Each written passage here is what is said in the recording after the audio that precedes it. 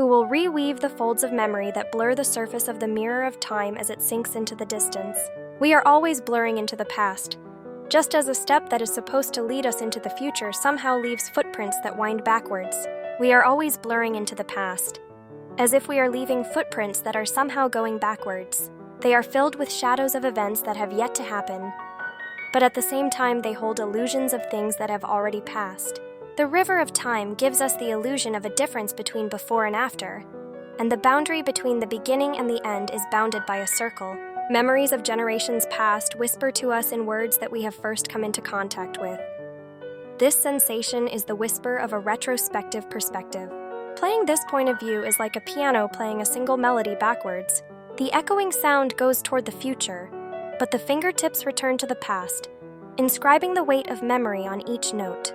While flowing backward in the direction of time, we learn from an unseen tomorrow and continue to search for the unknown, hidden in the depths of yesterday's familiar. In this echo where past and future overlap, our very existence becomes a melody, and a new world is born from the gaps between the fading notes.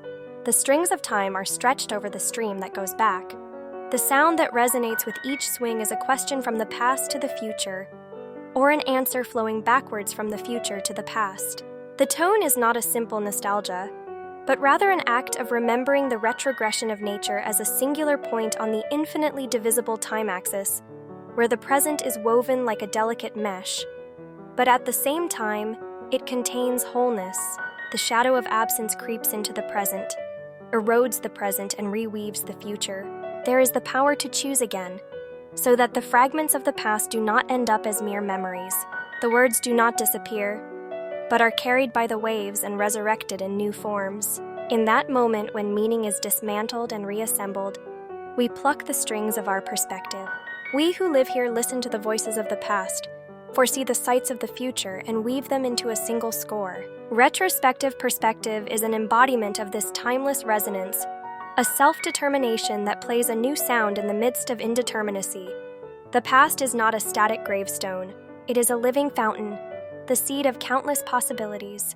The touch that weaves the future is moistened by the water drawn from that fountain, and its hand simultaneously holds the ink that rewrites the past. The words that travel up the spine of time, like a river flowing backward, search for a beginning and cross over an end. In its flow, the passing moment becomes a twilight shadow, and the sound of each footprint takes root in the soil of the future. Memory is a crystal. Fragments of moments once solidified bend light and draw simulacrums. Happiness and sorrow of the past, which were believed to exist as a form of the past, are a concerto of the present and the unconscious, manipulated by the hand of an invisible loom. In the eyes of the traveler looking back from the end, the past is not a product of something but a premonition of something.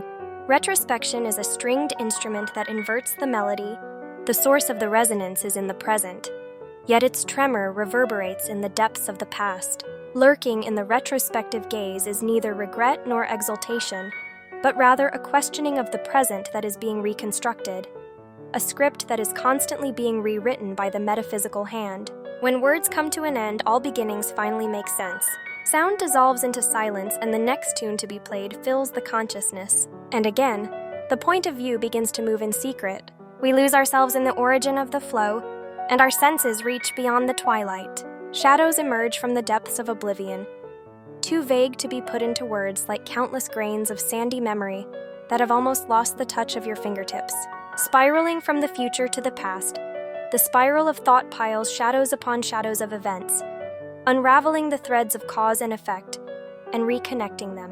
The images overflowing from the forefront of consciousness, one by one, are contained in the irreversible container called reality, but at times they flow backwards, carving their imprints on the rules of cause and effect. At that moment, the chains of time are shattered, and the events in search of reorganization change form into a new chain of events. Fragments of the past resonate with the present, playing the melody of memory. Like echoing notes, a new harmony is born between events and intentions. Events of distant days change the meaning of the present moment. Emotions flowing in the opposite direction are the joy that comes belatedly as tears of regret,